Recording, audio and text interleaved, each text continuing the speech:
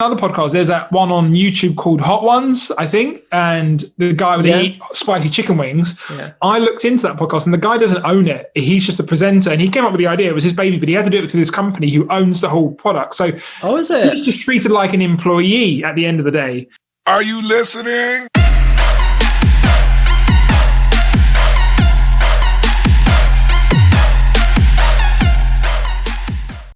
What's up, everybody? Welcome to another episode of Binkowski Broadcast. My name is Sami Binkowski. Adam Coumas. How you doing, man? Good, bro. How are you? I'm really good, thank you. I'm really good. A lot has been happening this week, and I don't know if you've seen the Dave Chappelle stand-up / rant on IGTV, which actually is very interesting because I to be fair, I have not seen. Because it did seem like a sort of full-on quality stand-up special. Like, I know that recently he's been releasing sort of like shorter bits because obviously during the pandemic and everything, he's been doing his thing. And it was really good for anyone that hasn't seen it yet. Like, go check out Dave Chappelle on Instagram and go into his IGTV stories and you'll be able to see it. And first of all, man, like before we even dive into that, like how great is fucking Dave Chappelle, man? Like he is the best, isn't he? I'm sure you can speak more to it since like it's the profession that you also sort of pursuing and stuff. And he is just legendary, isn't he? Yeah, he's definitely the GOAT, or one of the GOATs. When you think of Dave Chappelle, you put him up in the same sort of league as like George Carlin. I love Richard Pryor, yeah. Those like maybe to a lesser extent Bill Hicks, but like people who are normally Joan Rivers, like people who you think are like legends of the comedy scene. Like Dave Chappelle is certainly one of them, and he's definitely earned his spot at the table, as it were. How great is it that he managed to figure out the sort of how to do comedy and like the pandemic comedy essentially, right? Because not many people really have been doing like what you had in the beginning. You had some people tried the Zoom thing, which like doesn't really work out. I mean, correct me if I'm wrong, but it doesn't really work out. It's not very good. Yeah, exactly. And then he just because the idea of live is you need to be there. That's the idea. Yeah, of exactly. No buffering to interrupt the stream or the rhythm or anything like that. Yeah. And, you're watching through a screen, it's never going to be as good as experiencing something in person, which is the reason why gigs for music, for the comedy, for anything exist. Yeah. And I think he owns all of Ohio, right? That's why he has a big fucking fuck off cornfield where he just set it all up. So it turns out the way to do stand-up or to survive in the stand-up during the pandemic is just to have a lot of money. That's the secret. Exactly. If you've got a lot of money and you can throw it about everywhere and just randomly throw an impromptu gig in your back garden, then that's it. And be cool and be cool with the mayor for sure. To let you do it. But yeah, let's sort of dive into that a little bit. Have you seen it? What did you think of it? Yeah, I saw it. So we're talking just for reference, I guess, for the viewers, for the listeners. We're referring to the 18-minute segment he put on his Instagram, which only has like 4 or 5 posts in its entirety on there. Yeah, which is and already 1.5 million followers. Yeah, 1.5 million, whatever it is, over 1 million followers for sure. That's already just a power play. That's so Dave Chappelle. He's just like, I'm just going to have an Instagram now. And he gets 1 million people. He goes, I put like 3 things on there. Yeah. And it's just like, they're all obviously, everyone flocks to it like sort of flies on shit. But it's really good. So we're talking about his his most recent as of today 18-minute segment called, I think it was Unforgiven. Unforgiven. Yeah, that's what it was titled. Yeah. And it's just I wouldn't even say it's a traditional stand-up special. I mean, there's definitely funny bits to it and stuff, but it's just more about, it's almost like public speaking, but with sort of Dave Chappelle twist on it. Don't you think that that's what he's been doing recently? Like I think the previous one that he's done was shortly after the George Floyd thing, and he did something similar, right? And it is public speaking. It's just sort of like rather than a stand. I mean, he rather does than a strictly set up punchline. And I think that really fits in with what he wants to do as a comedian and as an artist anyway, because you hear him talking about it on his recent monologue on SNL. Mm-hmm. I think I'll paraphrase, but he said something along the lines of, "I resent the fact that in order for you to listen to me, the public, I need a punchline at the end of every sentence." Okay. And I thought that resonated a lot with me, because I thought, oh, that's really interesting. He's obviously he just wants to be able to talk and just be heard to, because he's been around. He fucking knows what he's talking about. He's just earned that right to it. But sort of based on that, can that be considered stand-up then? Yes and no. I don't know. It depends who you ask, really, because he obviously he's still a stand-up and he still does comedy and he still does jokes. But I think he's now focusing more on the bigger picture. He's not just thinking about, fart jokes or dick jokes or race jokes. He's thinking like, there'll be a bit of humor in there, but he's just trying to make sort of salient points. Yeah. Fair enough. Well, and like you said, he's earned his stripes, right? So he's earned his stripes. Like, he's made everyone laugh for years, for decades. Oh, yeah. One of the funniest guys around. Yeah. So it's not like he's there going, and it's not like, so when you look at him, it's not like you're looking at him going, oh, it's because you can't do it, mate. It's because you can't be funny. It's like, no, you can be really fucking funny. You're just choosing not to be now. You want to do something else.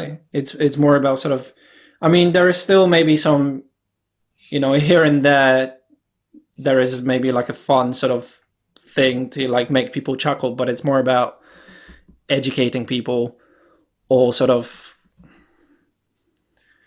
explaining the situation better, whatever he's talking about, maybe. Yeah. You know what I mean? Yeah. And having something like him comment on any issues, speaking out on certain issues, whether it is about sort of the protests that were going on in America during the early pandemic, or whether it is something about contract law, as I think we'll probably go on to in a minute. Yeah. It's interesting. At the very least, it's extremely interesting to listen to and hear about. Exactly. And since like his opinions are definitely, I'd say worth listening to, just because sort of he's in the middle of it. He's obviously a legend and sort of like a top figure in the industry, in the entertainment industry, essentially.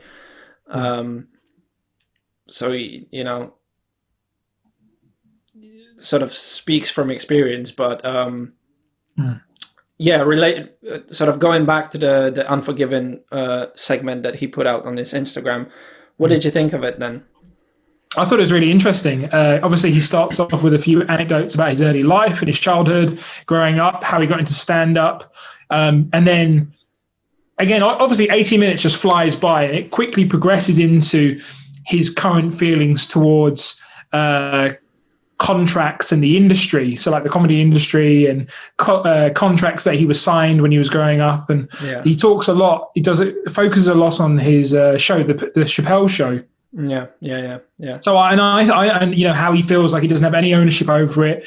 Like, I think he was saying it was recently released temporarily on Netflix and on HBO. And he wasn't even notified about it, even though it's his name, it's his baby, it's everything there. Yeah. He has no rights in it. They're making a shit ton of money on his show, off his image, off his likeness, off his genius, and he's getting nothing for that.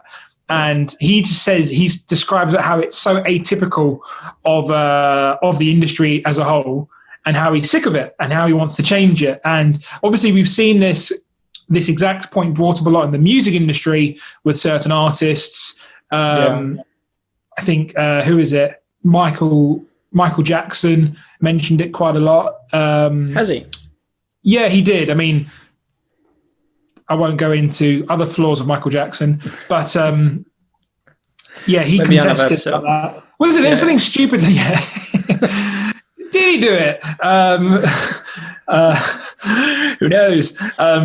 But wasn't there a crazy thing with Michael Jackson where I think didn't like Paul McCartney or someone owned his music, or Michael Jackson owned Paul McCartney's music, or vice versa?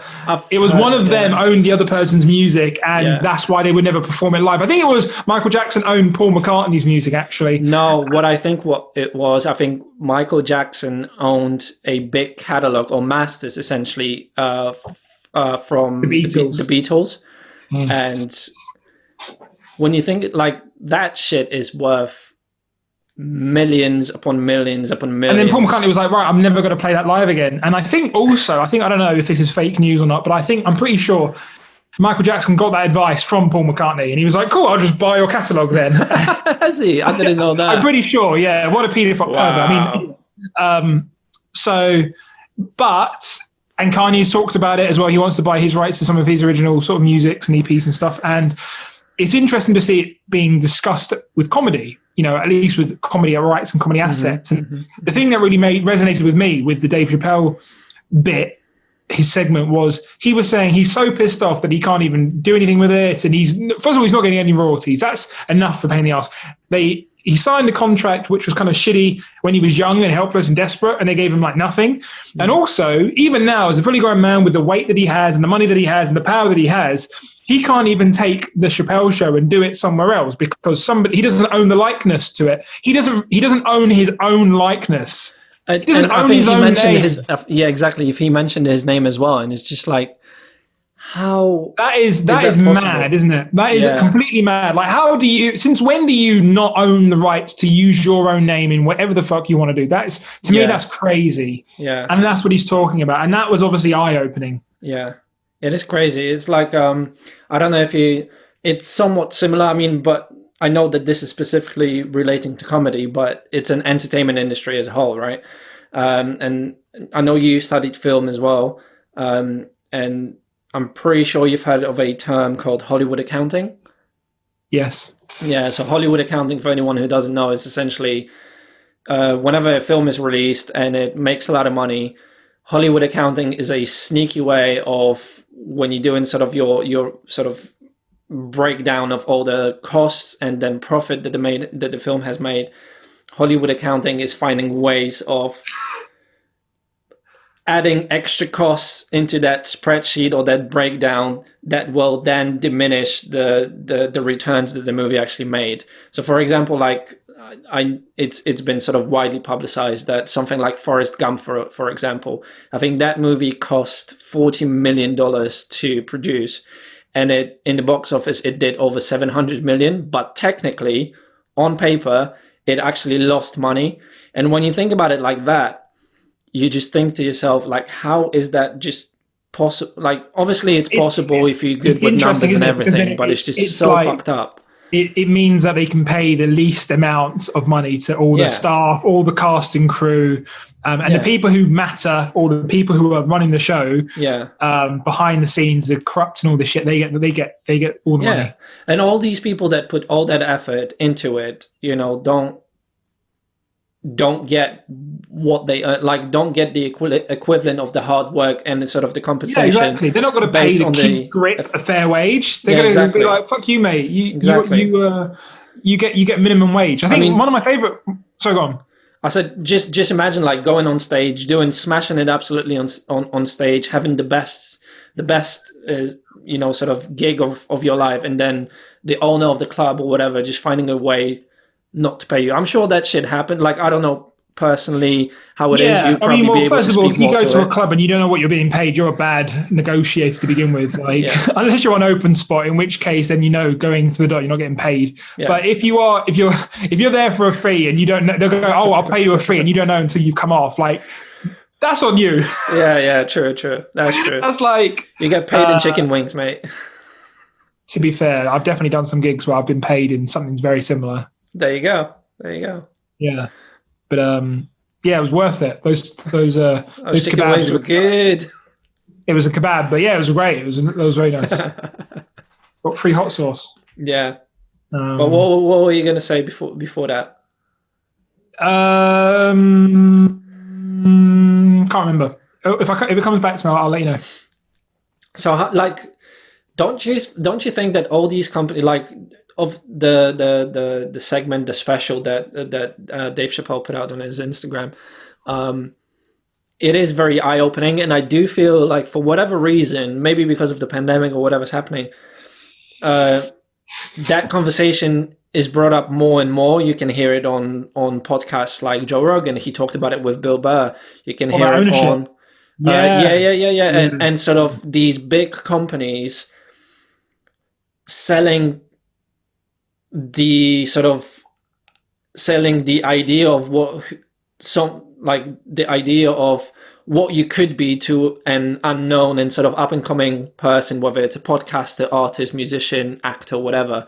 And then in return, because that person is so inexperienced, in return, they do it on really fucked up terms, meaning where that person, the young guy or girl, is just fucked over for the rest of their life.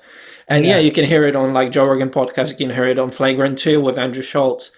And they're examples of people who've said, fuck that, I'm going to do my own thing. I understand. I know my self-worth. I know the importance of owning your own shit. Yeah. And how much, like, you can survive and make a lot more money with far fewer fans or people if you own everything 100%. Yeah. Was it you that told me that, because we often talk about it anyway, like we do have these conversations, and was it you that said, or you brought up this example where would you rather, say you're an artist, would you rather be signed to a big company and sell 1 million records to 1 million people, but be signed to a big company and obviously the contract and everything, it would fuck you over as a result of that? Or would you rather sell like 1,000 copies of your record, but it would go, essentially all the profit would go straight into your pocket? Yeah, that's the question, isn't it? Like, and I think I definitely prefer fewer people, but people who fucking love you for what you do, and they're diehard fans. Yeah, and they will support you, and they, in all sorts of ways, rather than having 1 million people which are all kind of like meh, like take it or leave it. Like they'll just turn the channel over. They've heard of you now, but they're a bit like meh, take it or leave it. Yeah. And you get paid fuck all by the company because that's not sustainable, right? Yeah. And yeah, that's the really interesting thing about ownership, and that's you see it with certain companies, like obviously Joe Rogan, because he's decided he's done this all himself from the ground up. He's got something incredibly powerful, and that's the reason why Spotify wanted to buy him for like what 100 plus. Yeah. Minimum 100 mil. Yeah, shitload. That was the technical term. I think it's about the contract. That's what it said on the contract, shitload. Yeah, and he goes, well, come on, it's not a shitload. It's the bare minimum you should expect from the Joe Rogan podcast. Yeah. But yeah, whereas like you see other companies where like even other podcasts, there's that one on YouTube called Hot Ones, I think, and the guy would eat spicy chicken wings. Yeah. I looked into that podcast and the guy doesn't own it. He's just a presenter, and he came up with the idea. It was his baby, but he had to do it through this company who owns the whole product. So is it? He's just treated like an employee at the end of the day. He doesn't get, if he leaves, they'll be like, yeah, fine, you can fuck off. We're going to get someone else. He has a pay cap. Like he can't just earn whatever he wants because he did that through a company, so now they're making a lot of money, and he's just like, yeah, I'm just the he works just as hard as Joe Rogan and Andrew Schultz and something, but because he doesn't own it, he's just like, because he signed the rights away because he was like, I need some help getting off the ground. Yeah. That's the situation he's in, which is kind of shitty. So, I mean, I've never really been a fan of people buying you out anyway. Like I was always famously against the Dragon's Den show. Have you? Why? Yeah, fucking hated it because, maybe this is a bit reductionist, right? But my opinion of the show is like, if you really like your product, fucking find someone who's not going to own the entirety of the company. You can crowdfund it these days. There's all sorts of different opportunities. There's no excuse for you to go to somewhere like Dragon's Den. If you go to Dragon's Den, it just goes to show you're not good at business. You're a bad business person anyway. But the thing, the classic line with Dragon's Den, in my opinion, was when you had all over everyone that was on that show. But I love that kind of Dragon's Den. Apart from Levi Roots, he's cool. He's a legend. Right. But even he got a shitty deal. Like the standard Dragon's Den mantra in my head is, right, I've got this great product or this, a podcast or whatever it is I'm doing.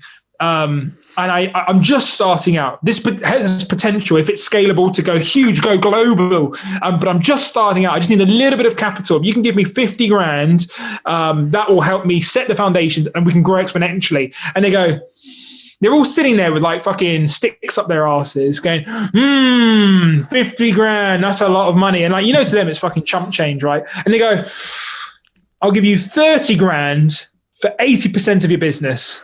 And they go, oh, thank you so much. I'm so grateful. 80 grand, 30 grand for 80% of my business. And they just spit it out. And it's like, you piece of shit. Like, you obviously had no faith in your business.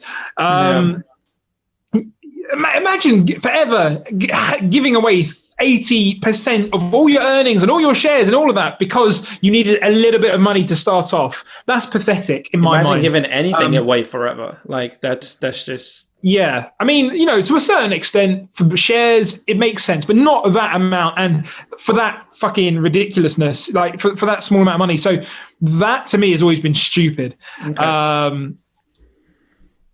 And I think if you are that kind of person, but the thing is, it's a fine line to tread. And, I know this is completely a separate business, but a famous case is, if somebody wants to buy you out and you say no, that can also go the other way. So like with Snapchat, when they had the story function, stories, everybody will famously know is an Instagram exclusive feature. It wasn't. They actually took that from Snapchat.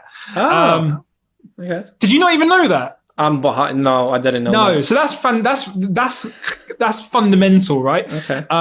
Stories was famously a Snapchat thing.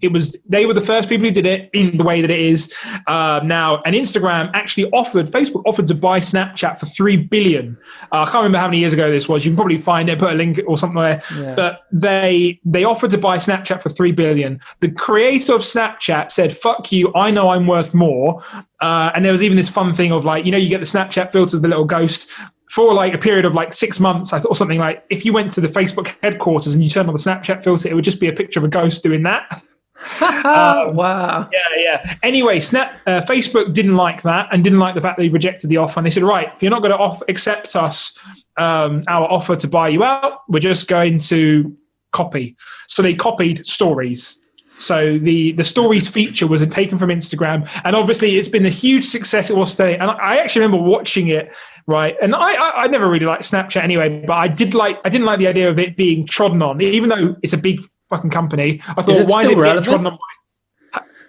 Yeah, to an extent, but that's another topic. But the idea is they basically gutted Snapchat, and now people don't even know that Snapchat stories was a Snapchat thing that Instagram took. They just took it, and now it's synonymous with Instagram, and everyone goes, oh, didn't know it was even a thing with Snapchat. Now, as we all know, Instagram and Facebook, the lethal, fucking brutal company that it is, they've done something very similar to TikTok. They've done Reels. I was just going to say, is it the same thing with TikTok and Reels then? Exactly the same thing, man. They've realized this is a new trend. Let's put it into Instagram. Everybody's already on Instagram. Why do they need to go on two apps? A lot of these people going, oh, I don't want to have to go on, they're thinking of creators, right? And people going, I don't want to have to download another app. I don't really understand TikTok. What is it? Yeah. Like, I understand Instagram because I'm a fucking idiot. And like, that's the only thing I know.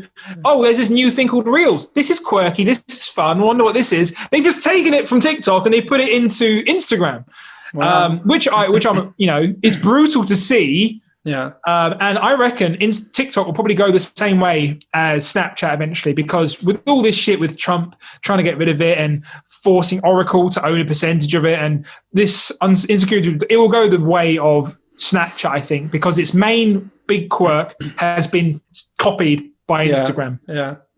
I mean, you know what? From a sort of user perspective. So that's the flip side. Just to say, that's the flip side. That's the fear of not being bought out. So there's positives and negatives. Absolutely, but then like you mentioned Dragon's Den for sure. Like, don't you think that model like Dragon's Den, model like what Dave Chappelle was talking about in when he went and pitched the show to HBO? These sort of like companies, or at least like the thinking that these companies or individuals have is very dinosaur-like. It's just so outdated, especially like in today's world. Like what you said, you can crowdfund. Almost there, mate. Yeah. You can crowdfund. You can. There's many. Do some speech therapy or something. There's many. But we stand in solidarity with anyone who does have any speech problems. And China. Almost forgot. All these companies are just fucking dinosaurs, man. Like, and they are huge corporations and everything, absolutely. But How are they dinosaurs? Which company are you talking about? The ones who come up with the maybe not companies, but the people that run these companies, or at least certain sort of executives, or like the people on Dragon's Den, like what you're saying, like it obviously makes sense to them, and that system still works because here comes a desperate person wanting to sort of have some investment money and better their business, develop it and everything, but it is just really cutthroat. And I understand that this is the business rule and everything. Like this is sort of what capitalism and business is about. But I just don't believe, or I refuse to believe maybe, that this is the only way to conduct it. No, it isn't. But, I put, again, I'm not shitting on people who want to get investment and investors. That's obviously a good way to get business, and it's very important. I'm just shitting on Dragon's Den specifically. Crap show, never liked it. But the idea of, somebody going to Dragon's Den to get money is, to me, strikes me as someone who hasn't explored alternative options. Why the hell would you do that to go to Dragon's Den to give away half your business? If you're doing a product, like let's say you design a new wallet. I've seen a million different wallets funded on Kickstarter, all smash their target goals and everything else, because there's enough people. I wouldn't say the public are idiots, but there's enough. Whatever you want to create, as long as it's good and you know what the fuck you're talking about, there's enough people on the planet who want it to exist. And now with things like Kickstarter, Indiegogo, and those crowdfunding websites, there's no excuse. You don't need to. That's like the equivalent of like getting replying to a job in a paper ad in like a newspaper. It's like you don't need to do that. Like, why would you? But that's exactly what I agree with. And with that sort of approach, obviously it's not for everyone. Maybe it's not for every type of a individual business or an idea or whatever. But with that approach, you don't have to, so to speak, sell your soul to the devil and, give up your likeness, like what Dave Chappelle was talking about, and give up your, your name in almost like perpetuity, because that is just, like, the idea of it is just ridiculous. Like, it's as if someone just turned around to you and said, like, your identity is gone. Like, figure out a new one. Yeah, the problem about this is I don't think people understand when they're signing it, right? And there is a little bit and they are desperate as well and inexperienced. They are desperate, and there's also companies sort of saying, look, you're nothing without us, and if you don't do this, what else have you got going on? Yeah. And it's not like they're sending them the contract saying, by the way, this is going to fuck you over, mate, in the long run. Like, if you had any business sense, you wouldn't do this. They're going, this is a great opportunity. We want to invest in you, and we want to do this, this, and this. And normally the lawyers they have sitting next to them fighting your corner are just part of the same problem. And they're going, this is standard procedure. And you should be signing this. You're lucky. You're lucky. Yeah, of course you should sign. And, and it's finding a balance, isn't it? Absolutely. And especially if you're the little guy, that's when it really matters. Like Dave Chappelle, I know he's upset about this, but the reality is he's got enough clout now to do what he wants, and he probably will get some money out of this Chappelle Show deal. Like, he was paid, I have no idea, but probably a shit ton of money, again, similar to probably what Rogan got paid for his 4 specials or however many he put on Netflix. And even in the special, he talks about how he was upset that Netflix was streaming the Chappelle Show, and he goes, I called them up and said, I don't want you to put it on there because I think that's a bit shitty that I haven't got any money from this. And then Netflix were just like, cool, all right, we're going to pull it from our service. Not because they had to, because they know that it's better to be on Dave Chappelle's good side. So when he has another special, because they know he's hot shit right now, when he's got another talk to, is he going to HBO Max? Fuck no. He's going to go to Netflix, the guys. He says, that's the reason why I fuck with Netflix. And they're keeping him sweet, right? I imagine if Joey Diaz or anyone who's a bit smaller tried to pull those sort of things, they'd be like, no, fuck you. That's possible. But then that's the beauty of the internet now in the 21st century as well, right? You have, sites like YouTube, websites like YouTube, Twitch, and things like that. There's so many more avenues.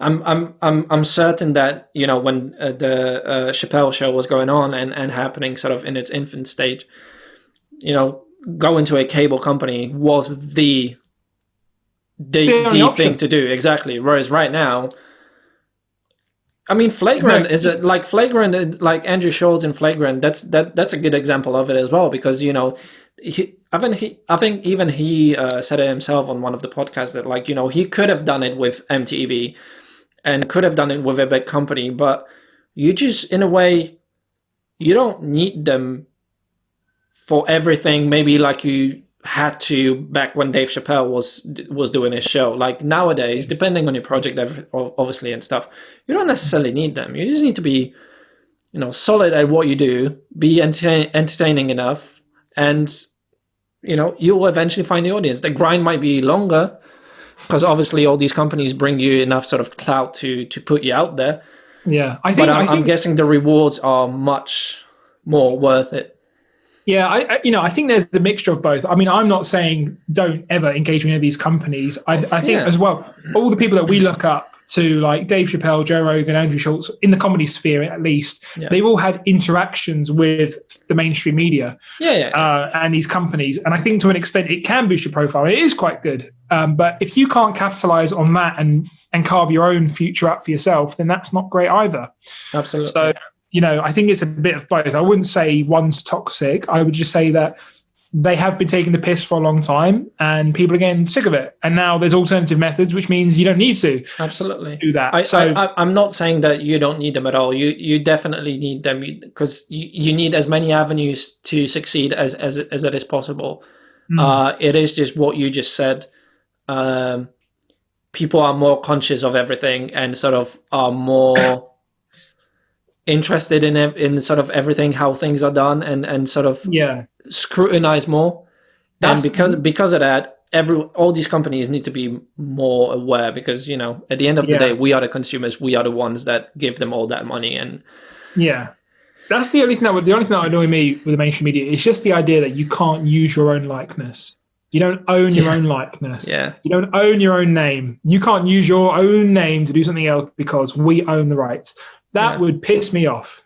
Absolutely. 100%. So I see why he's mad. I see why he's mad in that show. And that's why it was so raw. It was so interesting. It was so great to watch. But you understand it, right? You know, unless he calls himself Dave Chappelle, which is what he joked about at the beginning. That's the beauty again of websites like YouTube and Twitch. You have your full rights to your likeness, to your name. OnlyFans. OnlyFans as well. That's why you are able to check out channels like Adam Coumas on YouTube. And that's as well. And OnlyFans as well. Yeah, Adam does his sad breakfast segments there. A lot of elbow play. There you go. If you guys want to tune in and watch some elbow play, tune into Adam Coumas' OnlyFans account. That's just a teaser. Yeah, exactly. $29.99 a month, but I promise you it's worth it. Why so low, mate? The minimum tier is 50 quid a month. What are you talking about? All right. I even wouldn't pay 50 quid, man. Actually, no, I'll take it back. You're my friend. I would happily pay you 50 quid. Yeah, man. We'll do some collabs, some weird elbow. Mine is going to be covered to give you a little bit more of a teaser. Boo! Mate, if you pay £2 more, I'll take it off. I'll pull it down. All right, guys. I hope you enjoyed this episode. Thank you, Adam, for joining me this week. Thanks for having me, bro. Make sure you guys check out Adam's channel on YouTube, Adam Coumas on YouTube. Link is going to be linked down below. And I'll see you next week. Take care. See ya. Cheers. Thank you. Bye.